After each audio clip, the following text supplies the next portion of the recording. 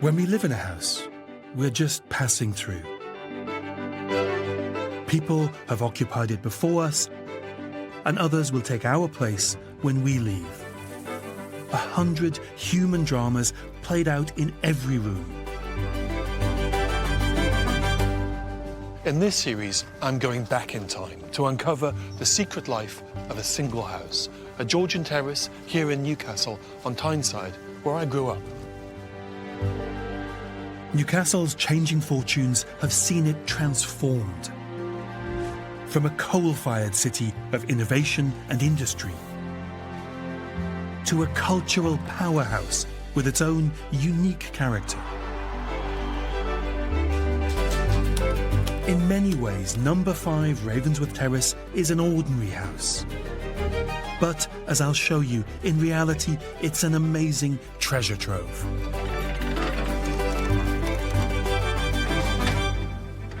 Delving into the archives, I'll use the personal histories of the residents of this house to uncover an epic story spanning 200 years.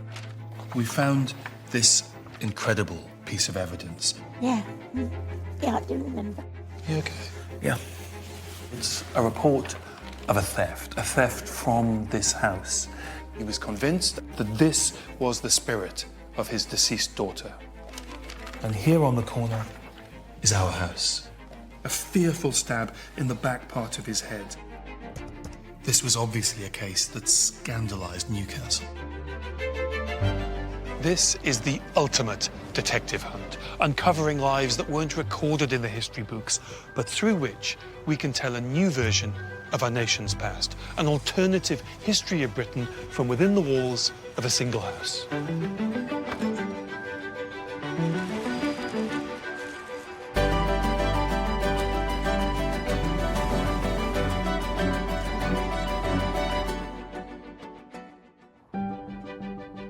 Today, Newcastle upon Tyne is a vibrant city of over 250,000 people. To the west of the city, hidden behind a busy main road, is Ravensworth Terrace.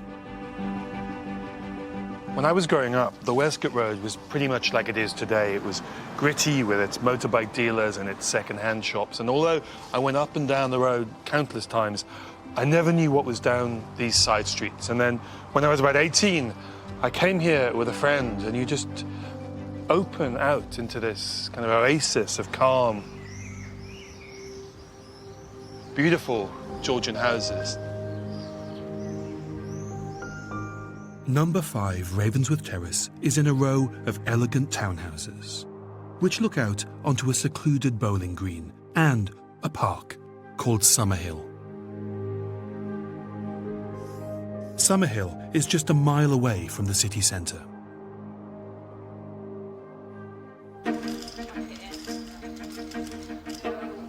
Today, number 5 is owned by Susie and Damien. Okay, I'll see you soon.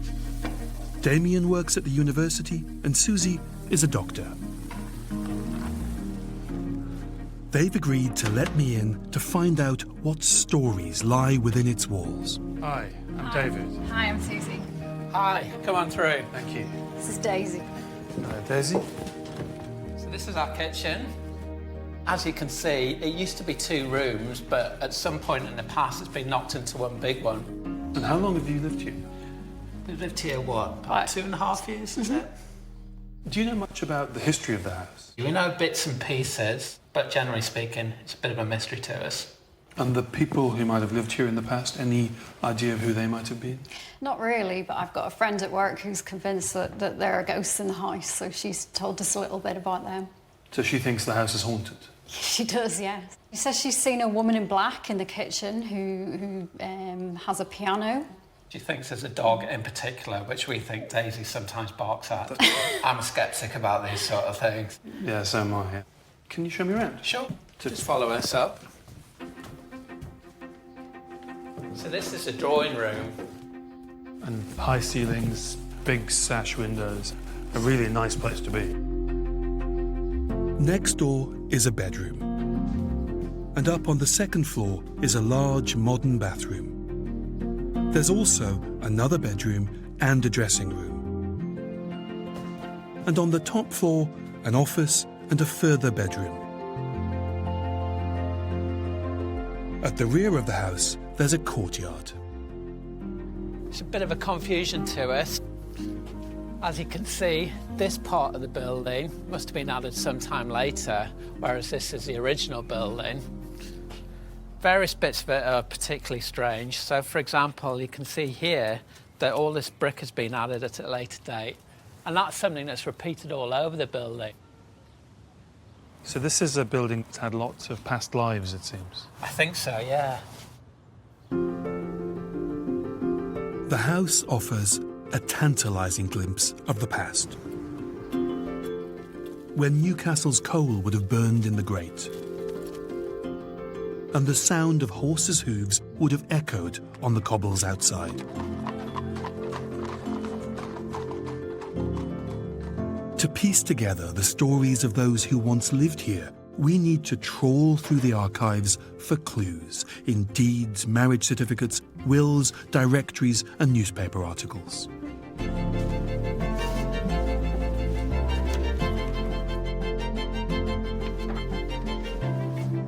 But I want to start my search at the very beginning, before this house was even built, when this part of Newcastle was still just countryside.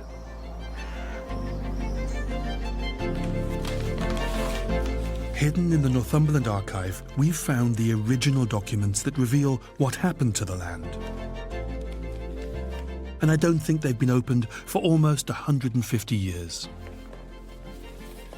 These are the actual deeds that were drawn up when the land on which this house now stands was sold in 1822. Now, this was really difficult to find in the archive, but it was worth it because it tells us not just when the house was built, but who built it, because it gives us the name of the man who purchased the land, William Mather. And it shows that between 1822 and 1824, he built a row of 7 terraced houses, each with their beautiful ornate garden. And here on the corner is our house, number 5. So we know the first owner was William Mather, and we know that the house was completed by 1824. As for finding the first resident of number 5, there's a brief appearance from a man called Robert Swan, but he moves out within a few months. But then I hit upon a reference to the first long-term resident. This book, which is a directory that lists all of the professionals and the businesses in Newcastle, and this is from 1827, this tells us the next resident of our house is Mr. Stoker. It tells us that Mr. Stoker's first name is William, that his business address is 50 Pilgrim Street, which is right in the centre of Newcastle, and that his job is attorney at law, so he's a lawyer. So the first person we're going to investigate is William Stoker.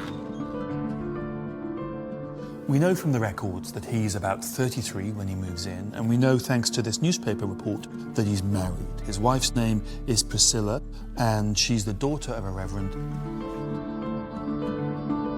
From a later census, I can also work out that they have 4 small children, 2 of them born here. And from a newspaper article, I can see that they're wealthy enough to afford at least 1 servant. This is a rental notice for a similar property in this area, which describes a layout that the Stokers probably followed. The kitchen and scullery were in the basement. One of the servants probably slept here on a makeshift bed. Out the back was a yard with a coal shed and a privy. On the ground floor was a smart dining room, and at the rear a parlour or study, most likely for Mr. Stoker. On the first floor was the grandest room in the house, the drawing room, and behind it a breakfast room for the family. On the second floor were the family's main bedrooms, and on the top floor 2 attic rooms. The picture that's beginning to emerge is of a really busy house. When guests arrived, they will have been greeted at the door by the servants, had their hats, coats and umbrellas taken, and then ushered up the stairs to see the Stokers in the drawing room. And with 4 children and servants, this staircase will have been a busy thoroughfare. The records tell us that William Stoker specialised in financial law, here on Pilgrim Street. He would probably have earned around £400,000 a year in today's money. And he was clearly a force to be reckoned with, because one article describes him as having an extraordinary ability in investigating evidence and an enlarged and sound view of the laws of this country. Stoker would have had plenty of work because in the 1820s, Newcastle was a boom town with a population of some 40,000 people. Newcastle was a centre for engineering and shipbuilding, and sat in the middle of one of the country's largest coal fields. From here, coal was transported all around Britain and Europe. It was Newcastle's coal that powered the mills and factories that drove the Industrial Revolution. But what do we know about the Stokers here at number 5? In a trawl through the local newspapers, we come across something totally unexpected. I've got a report here, and it's from 1835, and it's a report of a theft from this house. It says that 2 14-year-old boys have stolen 2 umbrellas that are the property of Mr. William Stoker, and it gives the names of the 2 boys. There's Richard Ferguson and Edward Stewart, and it describes Ferguson as a mulatto.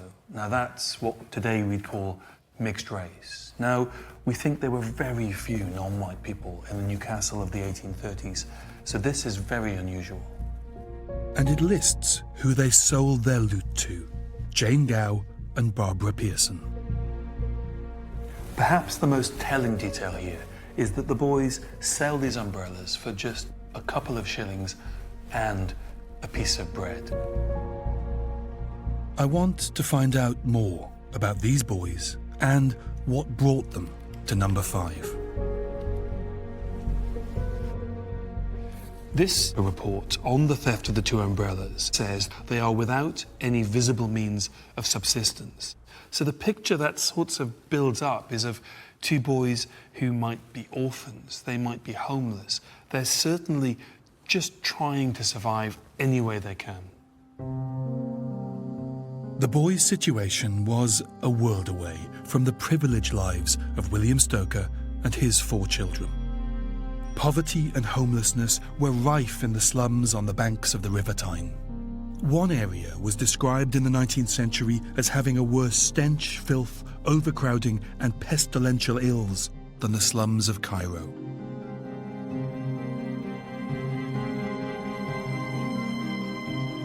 Stealing 2 umbrellas seems trivial to us, but at the time, even petty crimes were subject to the harshest punishments.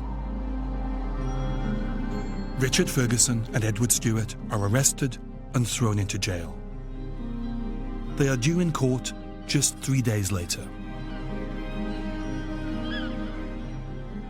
The legal documents and the newspaper reports don't tell us exactly what happened, but right here, in this house, probably in this hallway, the lives of 2 young boys have been changed and their fate hangs in the balance. Around this time, Newcastle was policed by part-time parish constables, and many crimes simply went unpunished. And yet, this case made its way to trial. For this crime to get to court, someone would have had to have driven the case. Someone would have had to have found the evidence and pushed it towards court. William Stoker was a lawyer. So was it him who ensured that these 2 young boys end up in court? On the 3rd of August, 1835, the boys are led into the dock and the trial begins. I'm meeting Gaynor Halliday, a historian specialising in Victorian law and policing. How involved is William Stoker in getting this case to trial? Well, William's very active in getting this case to trial because there was no professional police force in Newcastle at that time, and he would have to arrange for the arrest of these two boys. He'd have to find some witnesses who had seen the theft occur, and he would have to arrange for the witnesses also to appear in court. How serious is this situation that these two boys find themselves in? They're in the assizes, and the assizes is the only court that could give the death penalty. I'm trying to like William, but this is, to us, this is extremely shocking. When this case finally comes to trial, who would have been in the courtroom? Well, there would have been the judge and the jurors hearing the trial. We have here the court indictment, which is the formal charge that was brought against them, and it lists the witnesses that Stoker had got together to give their evidence. We have Jane Gow, who was one of the ladies who bought one of the umbrellas, and Barbara Pearson, who bought the other umbrella. And final in the list of witnesses, William Stoker himself. Indeed. So at the end of the trial, what is the verdict? Well, the court indictment here tells us that both boys were guilty of larceny, so theft of property. So they're guilty. Does it tell us what sentence they get? It does. It tells us that they were both to be transported for 7 years each to Australia. Well done, William. Richard and Edward were among the 160,000 convicts sentenced to transportation to the penal colonies of Australia. Few would ever return home.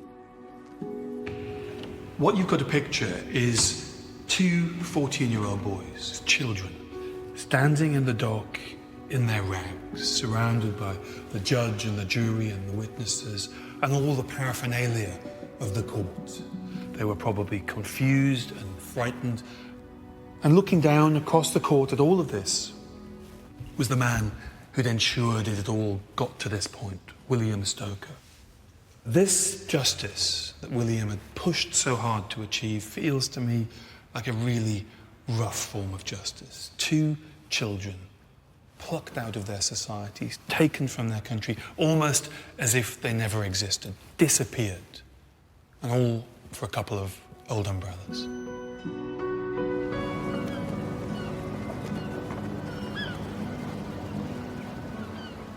We know from prison records that the boys were incarcerated on a prison hulk ship in London. They would make their passage to Australia the following spring.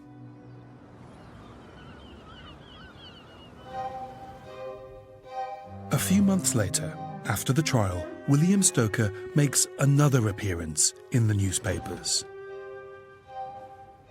And it places him here in the mayor's office. It tells us of events that took place right here in this room. Because on 4th of May 1836, William Stoker is called into this room and appointed coroner for Newcastle. A coroner's role was to investigate suspicious deaths. That meant examining the corpse, interviewing witnesses, and delivering a verdict. Now, this is an important and highly respected post, and it is a big step up from being a mere lawyer. And in this report, we can, for the first time, hear William Stoker's own words, because when he's called in through that door and told of his appointment, he says to the men of Newcastle Council, "Mr. Mayor and gentlemen, I am extremely obliged to you for the honour you have done me." And then, with a bit of a sort of dramatic flourish, he reports, "A case requiring an inquest has just occurred, and I wish to know whether it would be proper for me to at once enter upon my duties." The mayor and the town council inquire as to the nature of the case, and Stoker tells them it is one in which a man has drunk himself to death. This wouldn't be his last case of death by drinking. At one point, Newcastle was dubbed the drunkest town in England. I've come to meet local historian Kieran Ann Keelty to find out why Stoker would investigate so many cases linked to alcohol. What was the culture around alcohol in the Newcastle of the 1830s? Well, the 1830 seen a new Act of Parliament called the Beer House Act, which allowed anyone to produce beer and sell it in their own home.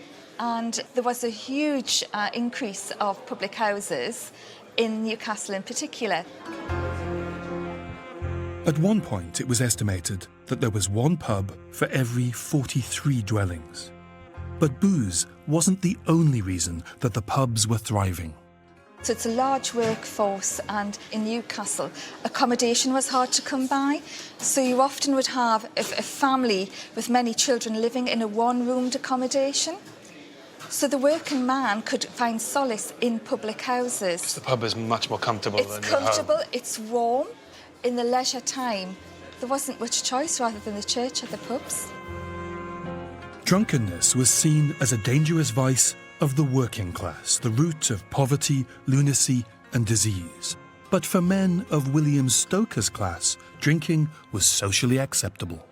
For gentlemen would attend gentlemen's clubs in Newcastle where business was done over, having a drink. And so they thought that the evils of drink didn't really apply maybe so much to the middle classes or the upper classes as it did to the working men. So there's very much a class divide there. But William Stoker, coroner and scrupulous legal professional, would become very familiar with Newcastle's working-class alehouses. Because the majority of his coroner's inquests were held in pubs. They were the easiest places to gather witnesses together.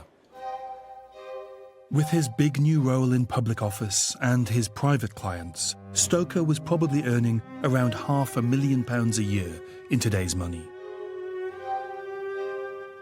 And I suspect he never gave a second thought to the boys sent to Australia for stealing umbrellas. But I want to find out what happened to them. So I'm meeting Professor Claire Anderson, an expert on convict transportation. Few records survive about Edward Stewart, so I've asked her to search for information on Richard Ferguson, the mixed-race boy. This is a document called a conduct register. He goes to Van Diemen's Land, which is the island to the south of the main continent of Australia. So Tasmania. Tasmania, exactly. So we see here Richard's number 776, his name, the ship he sailed on, the Lord Lyndoch, and interestingly, all the Van Diemen's Land convicts were asked on arrival, why were you transported? So these are his words, stealing umbrellas in Westgate. So those are Richard's words. So this is the verbatim. only time we've managed to hear his own voice. Absolutely.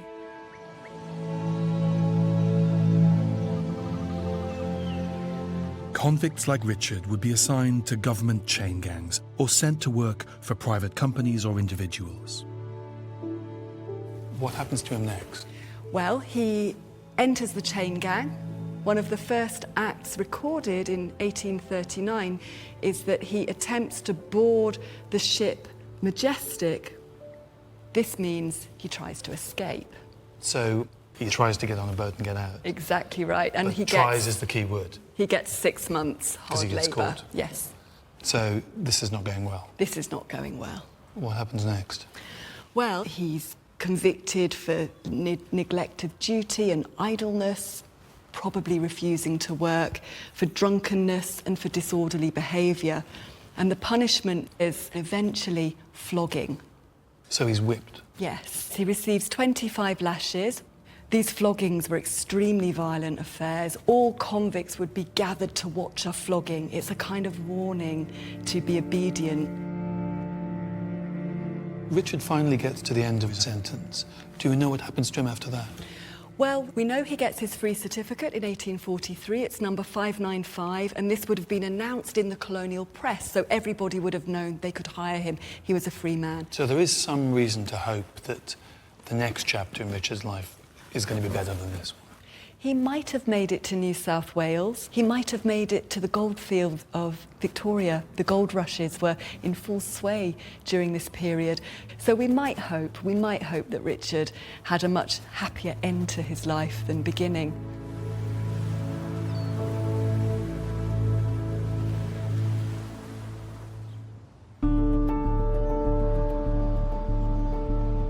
Back in Newcastle, William Stoker's new career as town coroner is well documented.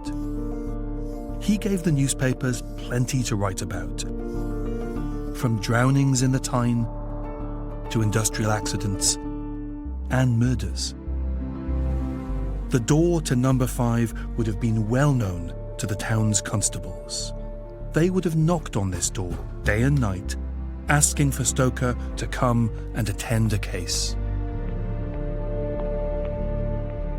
But in 1848, William Stoker's name makes its last appearance in the local newspapers, because this time it's a notice about his death. I've ordered William Stoker's death certificate. What it tells us is that he dies aged just 54 and that the cause of death is an epileptic fit. But that comes after 2 days suffering from delirium tremens. Now that's what we call the shakes, and it's a condition associated with alcoholism. So what it looks like is that William Stoker, the lawyer, the town coroner, fine, upstanding member of Newcastle's middle classes, a man from a respectable local family who was able to afford a posh house on Ravensworth Terrace, was also an alcoholic. Stoker was survived by his widow Priscilla and their 4 children, who were now in their 20s. One of his sons went on to become the next coroner of Newcastle. But the life of our first long-term tenant, William Stoker, is snuffed out.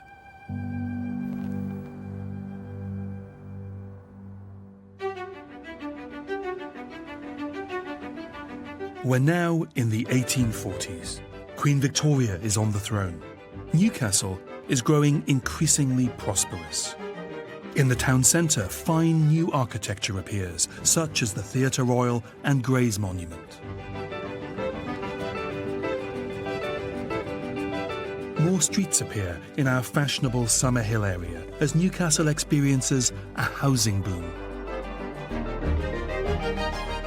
In 1841, a new tenant moves in to our house, 49-year-old Joshua Alder. The year he moves in is also the year of the first modern census. For the first time, recording where people live, their names, ages, and occupations. So the census gives the first name as Joshua Alder, who is the head of the household, and under profession, trade or employment, it describes him as a cheesemonger. So he is a member of Newcastle's merchant classes. So my immediate thought is, how can a cheesemonger afford to live in such a large house in a smart area? Joshua Alder must have been trading an impressive amount of cheese. The census does tell me a little more about his personal circumstances. Next is Mary Alder. At first glance, I presume maybe that was Joshua's wife, but it's not. It's actually his sister. Their relationship is not one of dependency, though, because under profession, trade or employment, it says IND, which means she's a person of independent means. The next 2 names, it says FS, female servant. So the Alder household is one that's wealthy enough to be able to employ 2 female servants. Listed among directories of the time, we can find out the address of his shop. In the Side, which still exists today. But I've also found a newspaper notice of Joshua Alder selling the cheese business. It looks like he's taking early retirement. And he's listed as a shareholder in the Northumberland District Bank. So my guess is this is where he's invested the proceeds from the sale of the business. Joshua is now a man of leisure, and it seems that cheese wasn't his only interest. I've found him here at the Literary and Philosophical Society. He's listed as one of its earliest members. The Society is affectionately known today on Tyneside as the Lit and Phil. This is one of Newcastle's most loved institutions, the Lit and Fill. It's been here over 200 years. It's where my grandfather came to read the books and look at the newspapers. And it's actually where I came to revise for my A-levels. In Joshua Alder's time, this was a sort of gentleman's club for the intellectually curious. This was where you came to have conversations about ideas, because this society epitomised Newcastle's view of itself as a modern, forward-looking, dynamic town. Here, Joshua would have rubbed shoulders with some of the greatest inventors of the 19th century, such as Joseph Swan, inventor of the light bulb, and Robert Stephenson, the creator of the rocket. But the mystery is how Joshua, our former cheesemonger from number 5, fits in here at the Lit and Fill. What would he have in common with these distinguished men of science? From the Society's archives, I've found evidence that he gave lectures here, and that he was in correspondence with the country's greatest naturalist, Charles Darwin. And that's because he published this book.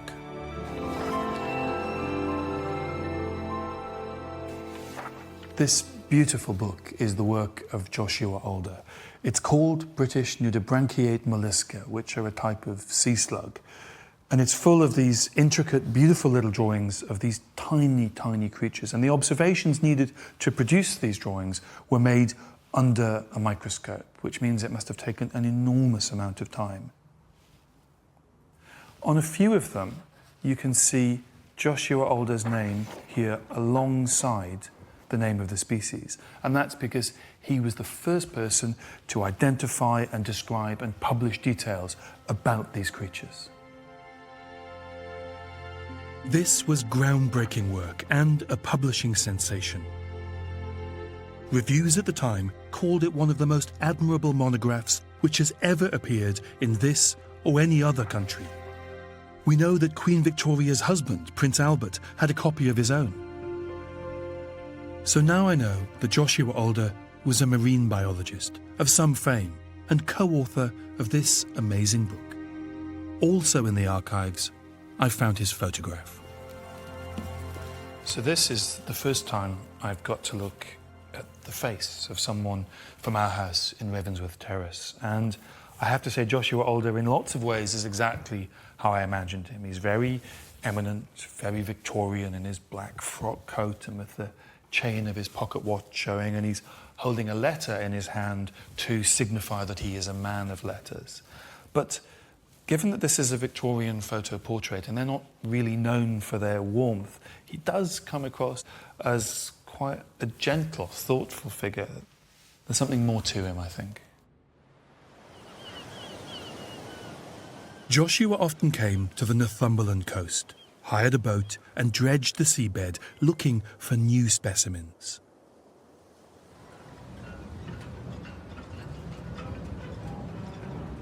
Marine biologist Professor Peter Davies has studied his life and work.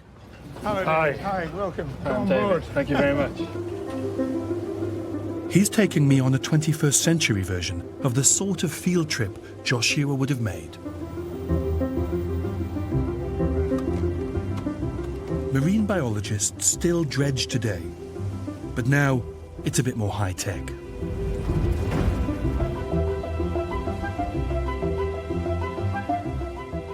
Dead man's fingers. So this is a form of coral, but it's soft, Yeah, it's squidgy. Yeah.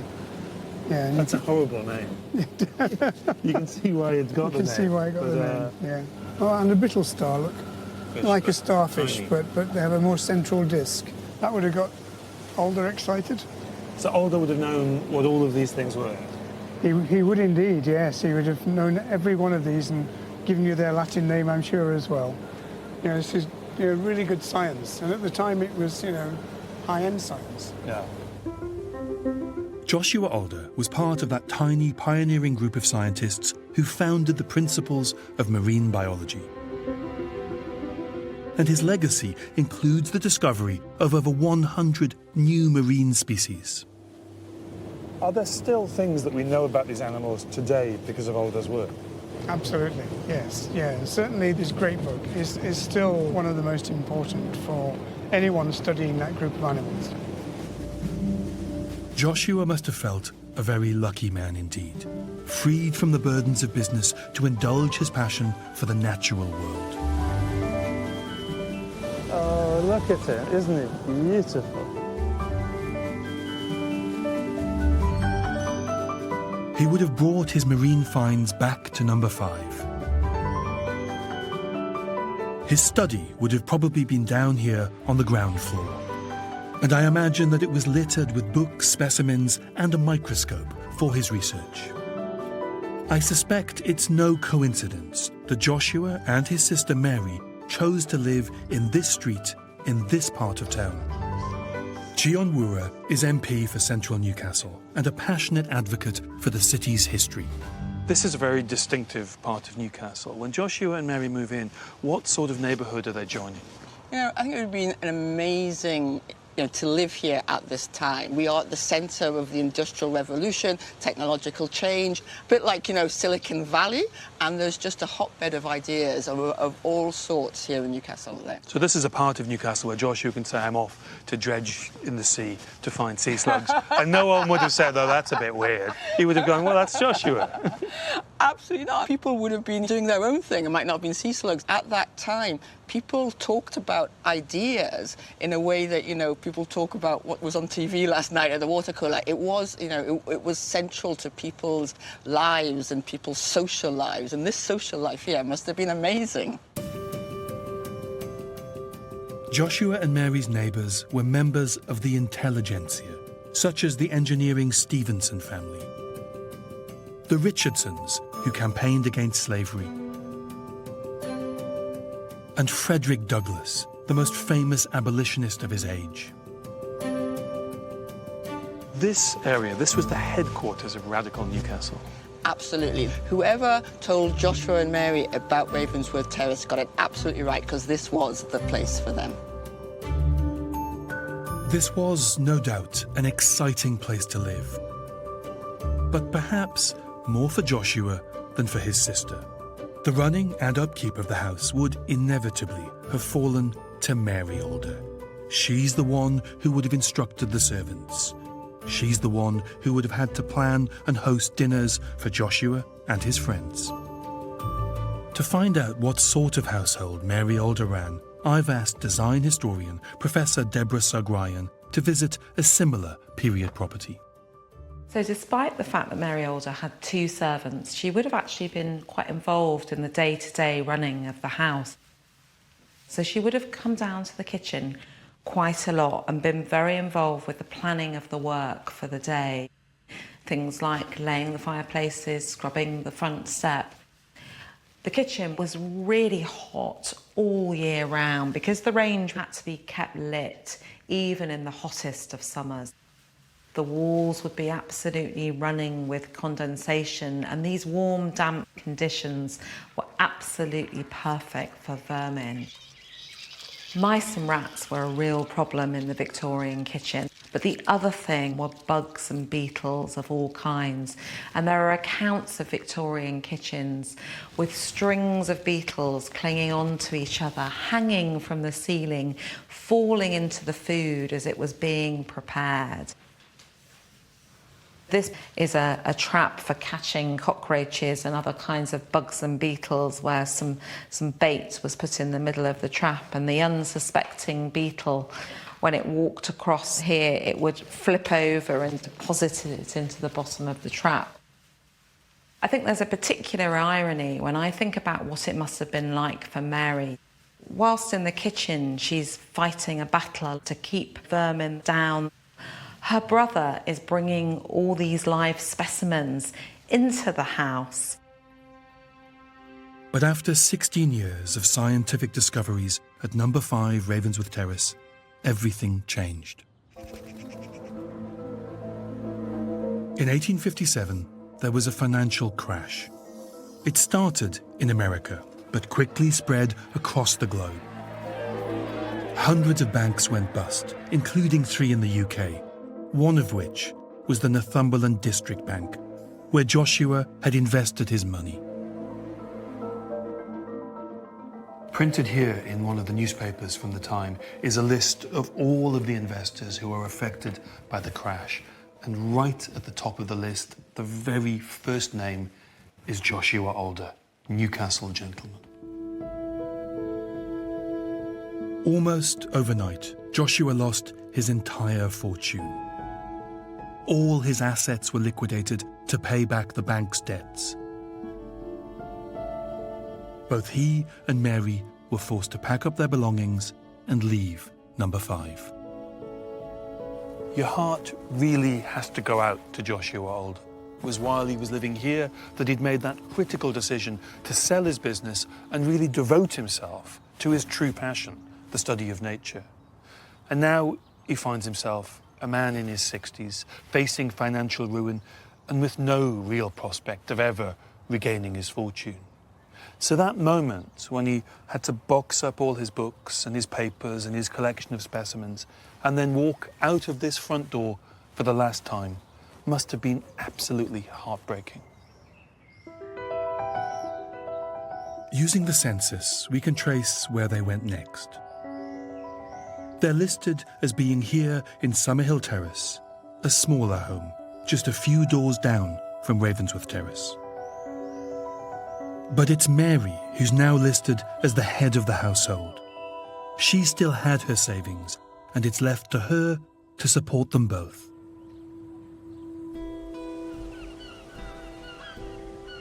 But Joshua's story doesn't end there. I've got hold of one of his private letters, written to his friend and fellow naturalist Albany Hancock in 1863. That year, his fortunes are again transformed. I was surprised this morning by a letter announcing that Lord Palmerston had allotted me a pension of £70 out of the civil list. The civil list was the same fund that paid for the royal family's upkeep and was decided by Parliament. Over 150 pensions were awarded to eminent men of letters such as Wordsworth and Tennyson, and now Joshua Alder. He would get the equivalent of £40,000 a year in today's money. But how did this remarkable change of fortune come about? I've found evidence that it was his friends in the scientific community who lobbied the Prime Minister, Lord Palmerston, on his behalf. I'm really relieved that the story of Joshua Alder doesn't end with poverty, with him dependent on the charity of his sister, unable to carry on with his research. And it is that pension in his final years that allows him to keep working, to keep coming out to the coast to collect more specimens. Joshua died just 4 years later, in 1867, at the age of 74. His life was commemorated in newspaper obituaries throughout the UK. He was described as kind and courteous, but I think it speaks volumes that his relationship with his sister is also mentioned. He was everywhere accompanied by Miss Alder, who assisted him in his studies and was, in short, essential to his life and health.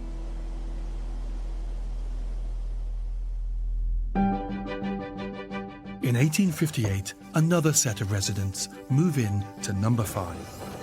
Newlyweds Nicholas and Mary Sarah Hardcastle. Our house is still in an area that draws the upper echelons of society. Newcastle continues to innovate and invent. It's now the first town in the world to be illuminated by electric light, an invention of local scientist Joseph Swan. And the high-level bridge has opened for business, the first in the world to combine road and rail traffic. The population is now over 100,000, with most of them still crammed into the slums that surround the river. Not a worry for recently married Nicholas Hardcastle. In this directory from 1858, I can see that he's listed as being a surgeon. Now, in the 1850s, that's just a general term that means doctor. But I can also see that medicine runs in the family, because this earlier directory tells us that his father was also a surgeon. Nicholas Hardcastle's new wife, Mary Sarah, seems to come from a well-to-do family, the Colbecks. She's listed in the 1851 census as living with her widowed mother and sisters. It's a large household and includes a governess. When Mr. and Mrs. Nicholas Hardcastle first cross the threshold of number 5 Ravensworth Terrace, it represents the beginning of their life together, because this is their first home as a married couple. He's 25, she's 23. But for Mary Sarah, who was used to genteel country living, arriving here is also a big change in circumstances, because she's now closer to industry and closer to the slums than she's ever been before. But up here, in Ravensworth Terrace, Mary Sarah can start her married life in an oasis of gentility and comfort.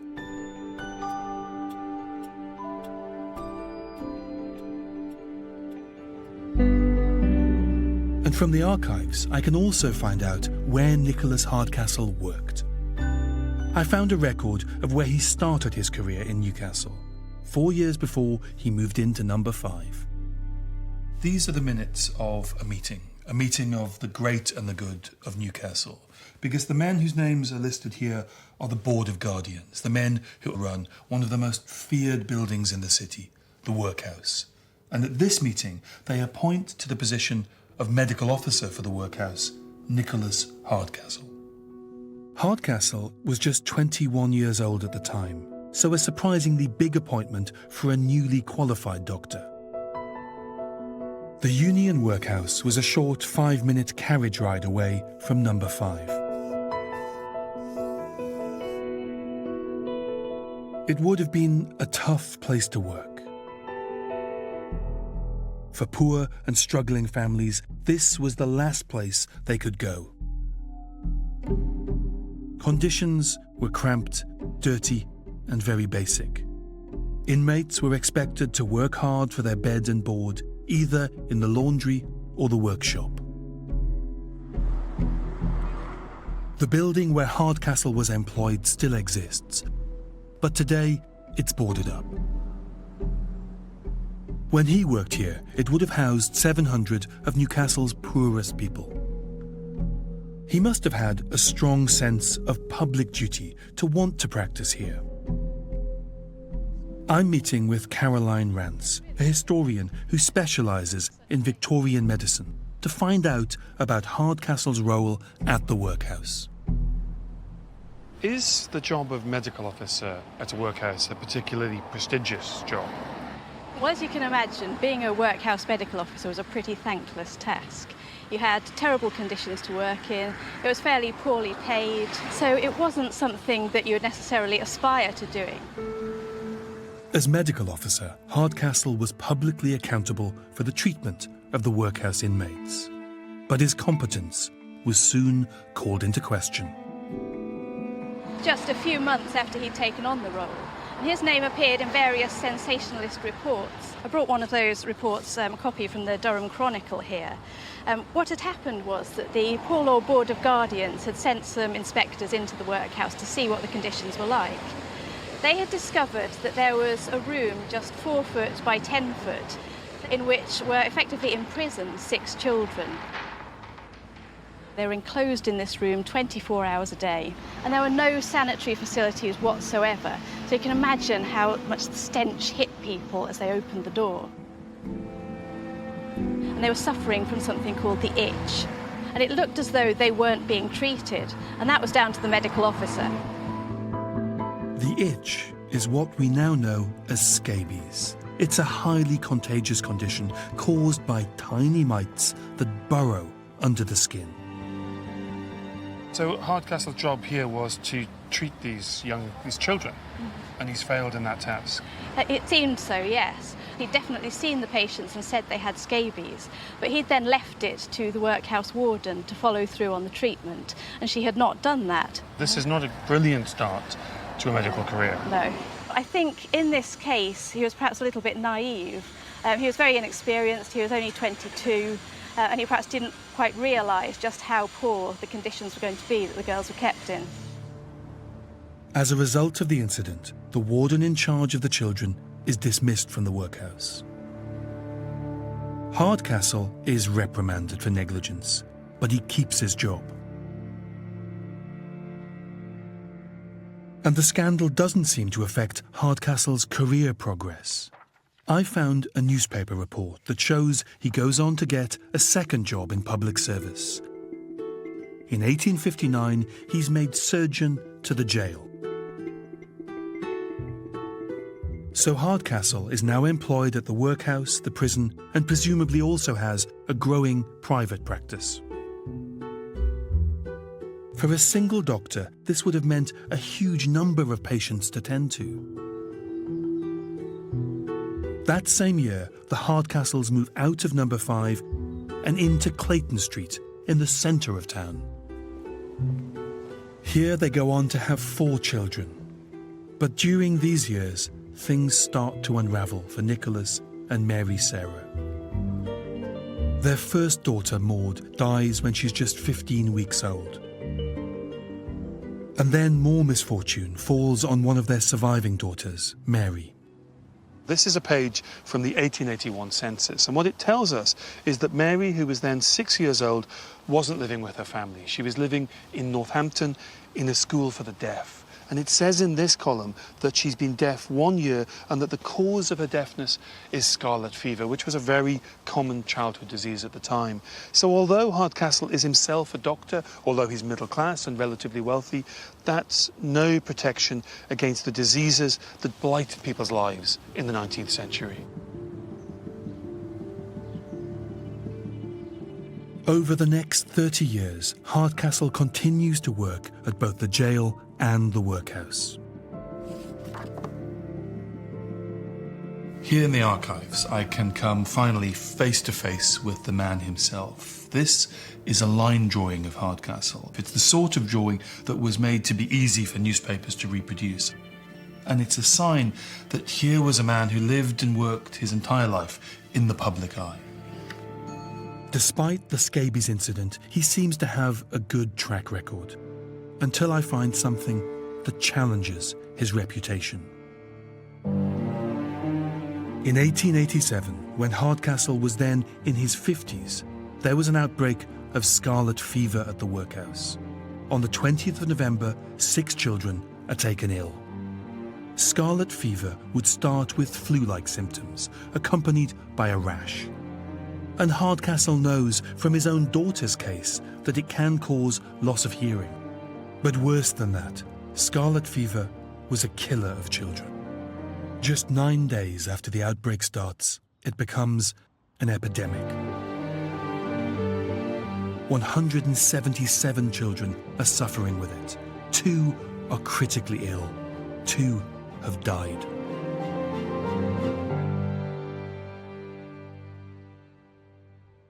There is a noise in the town about the epidemic, and a real fear that if it spreads past the workhouse's walls, it could infect the rest of Newcastle. The Board of Guardians launches an investigation. As Chief Medical Officer, Hardcastle is directly in the firing line. Despite his long service at the workhouse, nursing staff speak out against him. One of the nurses, a woman called Jane Woodford, gave evidence. She said that during the first fortnight of the outbreak, the medical officer, Hardcastle, had spent from 1 to 3 minutes in the infants' ward at each visit, and that at this point there were 47 children in the ward, and one of the children was dangerously ill. To spend so little time with such sick children does make it difficult to see him as a particularly caring or attentive doctor. I'm also surprised that as his own daughter had had scarlet fever, he wasn't more vigilant. But Hardcastle had a very different version of events. What these reports show is that Hardcastle said it was the nurses, not him, who were to blame for the outbreak reaching epidemic proportions. This report tells us that Hardcastle said that he was embarrassed by the persistent sending of the most incompetent women who could be selected to attend to the sick. And he says that he had previously appealed to the visiting committee for these women to be dismissed.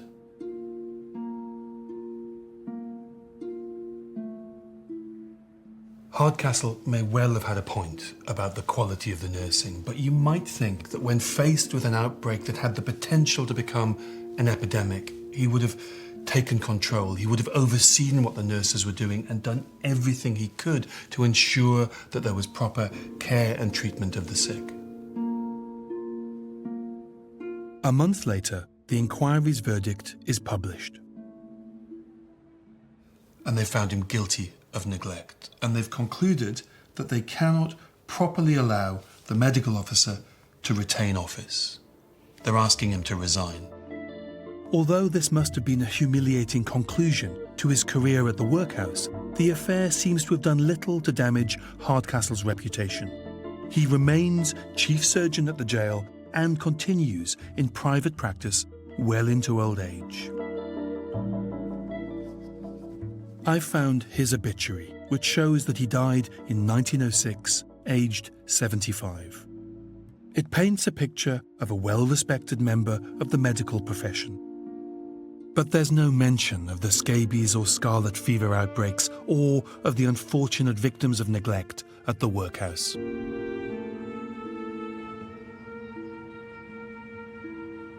So far, this house has been exactly what the men who built it had in mind, a fashionable home for the well-off. And the Newcastle, all of them knew, was one of the most dynamic towns in the world. It was one of the places in which the new future of industry and progress was being designed. And yet, just a mile away, on the banks of the Tyne, were people who were paying a price for all that progress, the poor, the slum dwellers. Because if you were wealthy enough to live in this house, you were largely insulated from their world and their problems. Only occasionally did the lives of the poor intrude on life in this house in the form of teenage boys transported across the world for a petty theft or a scandal in the workhouse. Because the little history that played out in these rooms says a lot about the big truth of Victorian Britain, that it was a deeply divided society. It was, in effect, two nations, the rich and the poor. In 1859, the house is ready for its next inhabitants. 63-year-old Mary Colbeck moves into number 5 Ravensworth Terrace with her 11-year-old grandson. Next time, I discover that what looks like a loving family arrangement hides a story of tragedy and shame. On the night of her death, she went to bed at 5 p.m, we presume drunk, and then gets up again at 10 p.m, and then she calls for more brandy. Then at some time between 1 and 2 o'clock in the morning, her little daughter, who was in the same bed, discovers Margaret to be in flames.